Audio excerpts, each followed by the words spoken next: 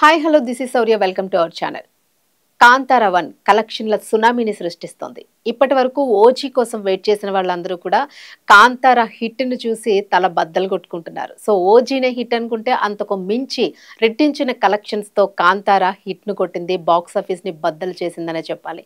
So Kantara fans అందరూ కూడా Rishabh Shetty direction, Rishabh Shetty యాక్షన్‌కి ఫిదా అయ్యారు. అలాగే కలెక్షన్‌లు కూడా కోట్లు దాటి కలెక్షన్‌లు మనకు కనిపిస్తూ ఉన్నాయి. సో అసలు కాంతార కలెక్షన్స్ ఇప్పటివరకు ఎలా ఉన్నాయి? ఏ రేంజ్‌లో కాంతార ఇంకా రన్ అవుతూ ఉంది మూవీ.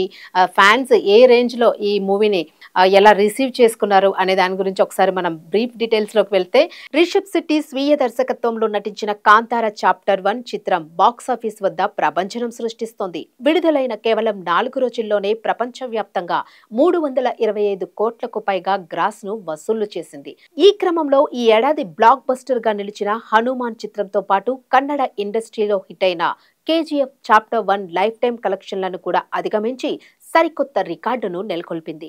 విడుదలైన మొదటి రోజు నుంచే భారీ వసూళ్లతో దూసుకెళ్తున్న ఈ సినిమా ఆదివారం ఒక్కరోజే దేశీయంగా 61 కోట్ల నెట్ను వసూలు చేసింది. దీంతో 4 రోజుల లాంగ్ వీకెండ్ ముగిసేసరికి భారత్లో ఈ చిత్రం మొత్తం 223.25 కోట్ల నెట్ కలెక్షన్లను నమోదు చేసింది.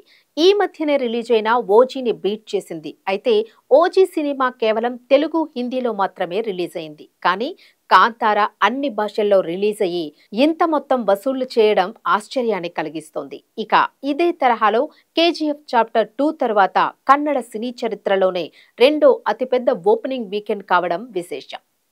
అటు ఓవర్సీస్ లోనూ కాంతార 1 హవా కొనసాగుతుంది.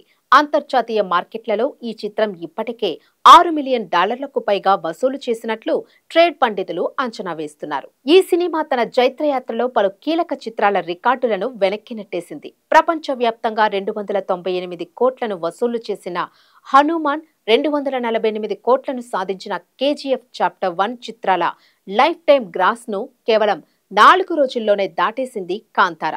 దీంతో కేజీఎఫ్ చాప్టర్ 2 కాంతార తరువాత అధిక వసూళ్లు సాధించిన మూడో కన్నడ చిత్రంగా నిలిచింది. ఇదే జోరు కొనసాగితే మొదటి వారంలోనే కాంతార మొదటి భాగం రికార్డును కూడా బద్దలు కొట్టే అవకాశం ఉంది.